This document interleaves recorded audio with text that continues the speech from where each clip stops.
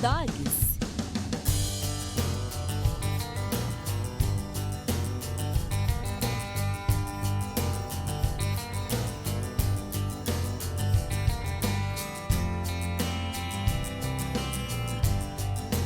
Dogs. Encante o seu pet com o que há de melhor. Dogs Pet Petiscos para cães e gatos. Temos os melhores e mais inovadores produtos do mercado pet. Seguimos um rigoroso processo de produção que nos dá qualidade e credibilidade. Produzimos para todo o Brasil e diversos países. Acesse nosso site www.dogspet.com e conheça nossa linha completa de bifinhos, ossinhos, molhos, snacks e muito mais. Dogs, o seu pet merece o melhor cuidado.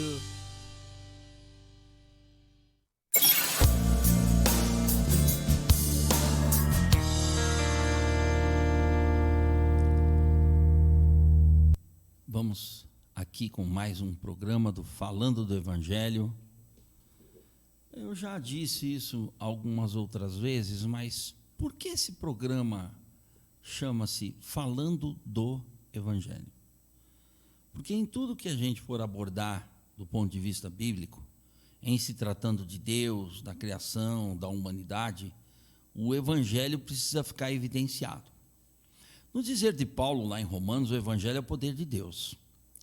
E isso visto de uma forma mais destrinchada, o que é o poder de Deus? É tudo aquilo que Deus é capaz de ser e fazer. Evangelho é a revelação de quem é Deus e do que Ele é capaz de fazer. Eu gostaria de iniciar esse nosso outro programa aqui, falando novamente sobre o versículo 1 de Gênesis. Você vai dizer assim, puxa Maurício, mas parece que você não sai de Gênesis, a intenção é essa por enquanto. Mas você fica nos versículos iniciais, você sabe por quê? Eu já disse isso. Os primeiros 3 capítulos de Gênesis são definidores de toda a Bíblia. Então, tudo que você puder perscrutar desses 3 capítulos, tudo que Deus te revelar nesses 3 capítulos iniciais da Escritura, é o que vai definir teologicamente toda a Escritura, vai definir toda a história humana, toda a nossa relação com Deus. No princípio criou Deus o céu e a terra. Então, eu vendo essa partícula aqui, essa preposição aqui, novamente, aquela preposição que nós vimos no programa anterior, o ser de Deus, é a capacidade de Deus ser excelente. Elohim, o ser de Deus, ou Eloá, ou Deus, como a gente conhece na nossa língua portuguesa, né? O ser de Deus é a capacidade de ser excelente. É a condição de ser adorado. Só Deus é excelente, portanto, só Ele pode ser adorado. O que é a adoração? Excelência é uma condição divina. A adoração é uma ação humana, é uma prostração humana, é uma atitude humana de curvar-se diante da excelência do ser de Deus. Deus é tão excelente que diante dele eu me curvo, eu o reverencio. Excelência divina também é aquilo que fundamenta a nossa relação com Ele em termos de temor. Há uma palavra bíblica que aparece reiteradamente e muitas pessoas entendem o temor como sendo um medo. Temor é uma relação gerada pelo amor. Temor é um respeito revelado por Deus. Temer a Deus significa tratá-lo como Deus. O Deus que é excelente, o Deus que é digno, somente Ele é digno de ser adorado. Então essa é a minha relação de temor em relação a Deus. Não é temerosidade, não é fobia divina, é temor. Eu respeito Deus, porque Deus me respeita muito, porque Deus não brinca comigo.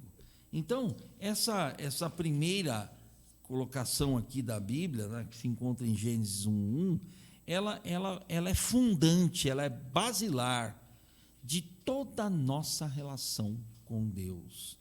eu costumo dizer que nunca se explora de maneira total o significado ou a semântica do nome de Deus. É algo assim que não tem assim um limite ou um esgotamento. Não se pode esgotar o estudo do ser de Deus.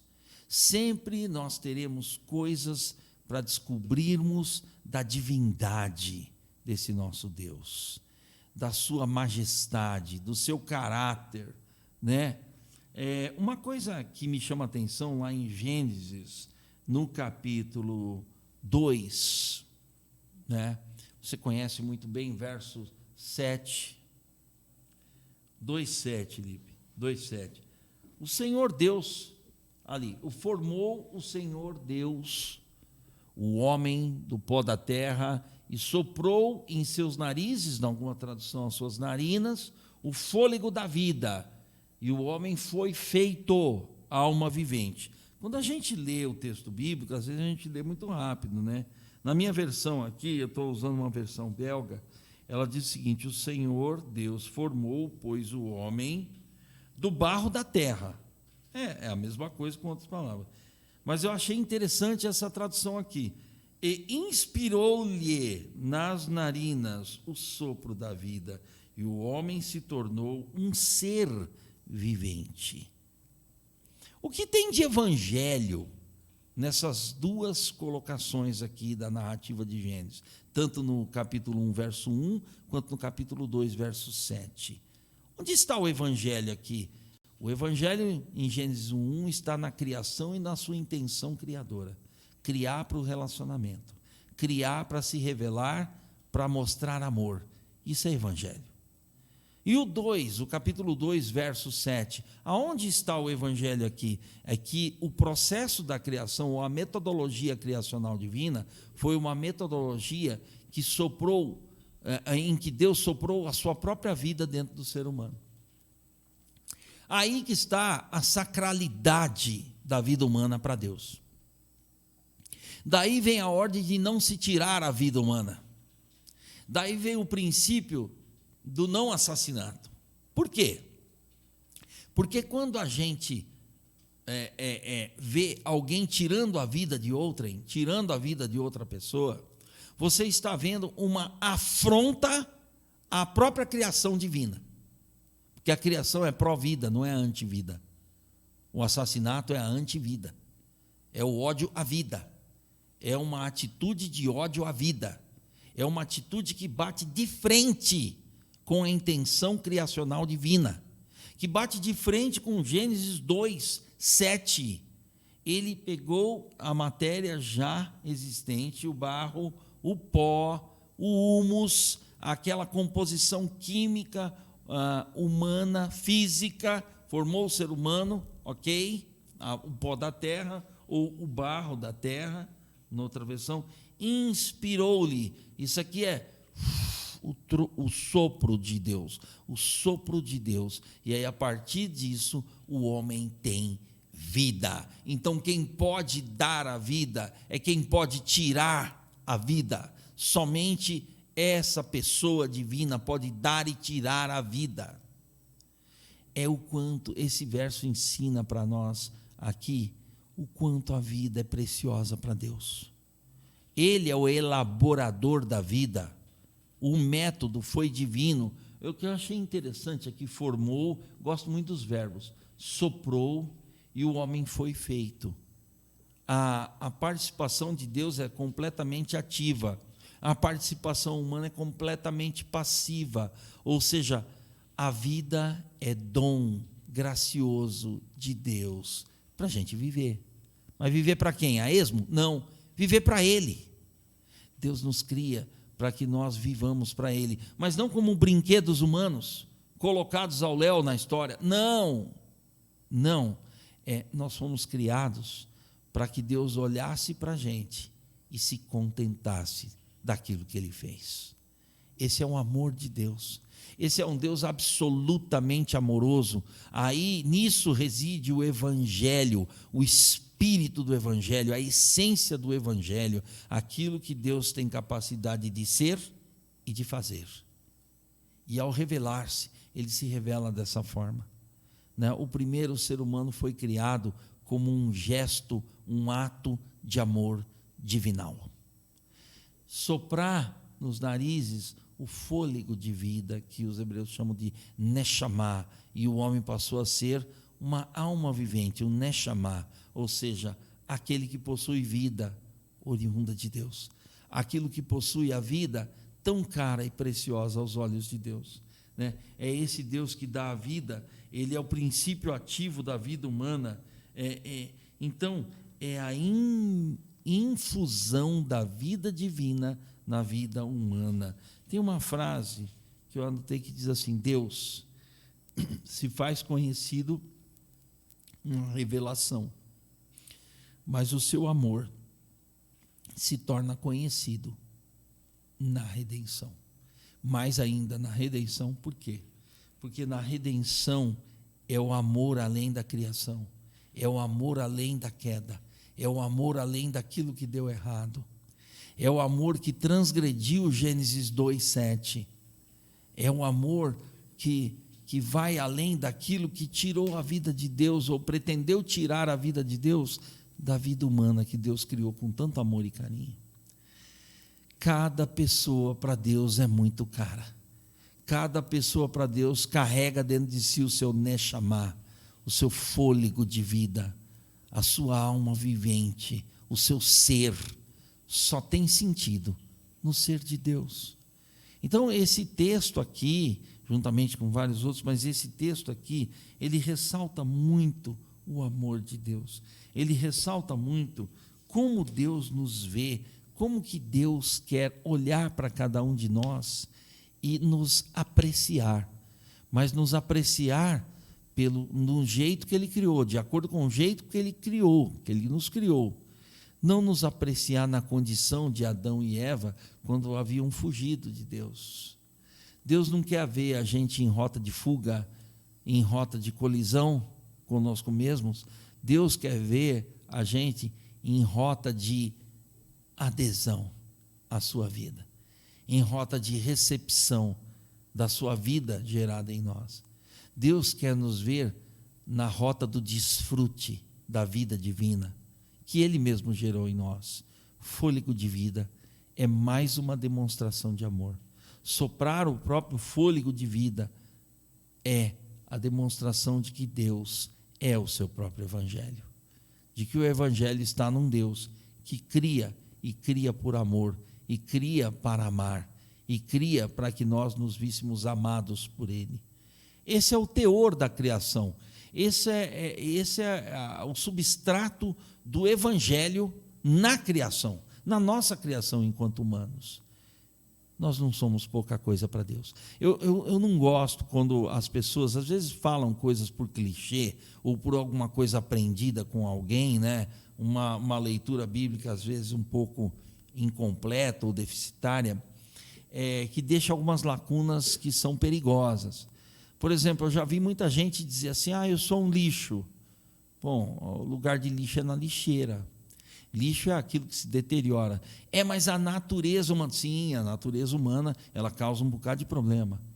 Sim, mas a depravação, não gosto desse nome também, mas a autodestruição do ser humano por conta do pecado é algo deprimente, é algo muito, muito ruim, né? É muito devastador tudo isso. Mas ninguém é lixo. Ninguém que tem um fôlego de vidas insuflado em si mesmo, que é a criação divina, é lixo. Jamais. A nossa justiça é uma imundície, é um trapo de imundície. O nosso critério é, sim, alguma coisa muito deteriorada, né? Que tem o teor de lixo, sim, mas não a nossa vida, mas não a nossa pessoalidade, mas não aquilo que Deus mesmo criou e soprou de precioso em nós, porque nós somos a imagem e a semelhança de Deus. No capítulo 1, verso 26, quando a narrativa explica de uma maneira, narra de uma maneira a mesma criação. Lá no capítulo 2, é narrado de uma outra maneira a mesma criação, o mesmo ato criacional divino. Só que com um detalhe diferente. Tá? Ali na narrativa de Gênesis 1:26, Deus fala da sua intenção criacional.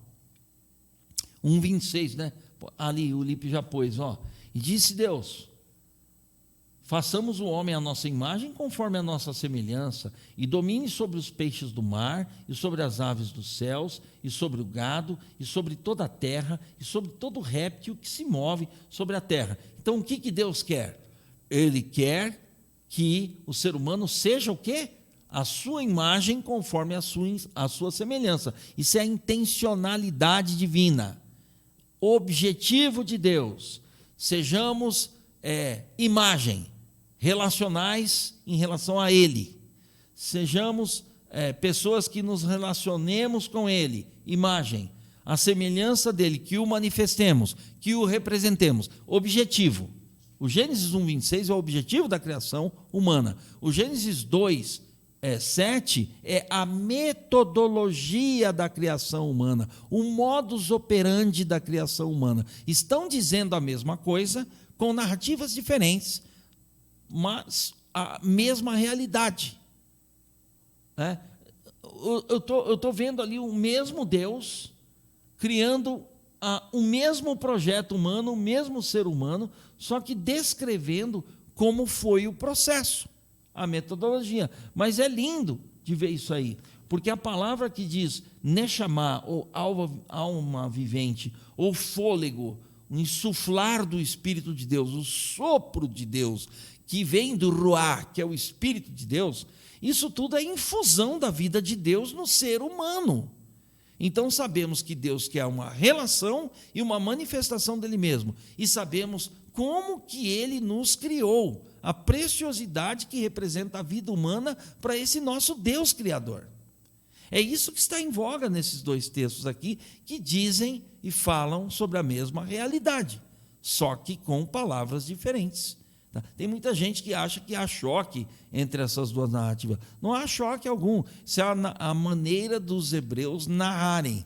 Esse é o gênio filosófico, literário dos hebreus. Eles narram dessa maneira, eles contam uma coisa, depois eles voltam para aquele mesmo assunto para narrar de um outro jeito. Não é um conflito de narrativas. Aqui é uma complementação de uma narrativa chamada criação, de formas literárias diferentes, que isso fique bem claro para todos nós, tá bom? E aqui dentro dessa criação divina, tem uma infusão da vida divina na vida humana, e tem uma ordem dada lá no verso 17, Gênesis 2:17. Tudo é de vocês, mas da árvore da ciência do bem e do mal, dela não comerás, porque no dia em que dela comeres, certamente morrerás. Na minha versão está, porque no dia que dele comeres esse fruto, né, da árvore da ciência do bem e do mal, porque no dia em que dele comeres, morrerás indubitavelmente. O que Deus está dizendo aqui não é uma ameaça. Muita gente entende isso aqui como uma ameaça. Se fosse ameaça divina, não seria evangelho. Primeiro ponto. É um cuidado divino. Na verdade, o comando de Deus é: eu não quero que vocês morram. Não morram. Façam esse favor para vocês mesmos. Não morram.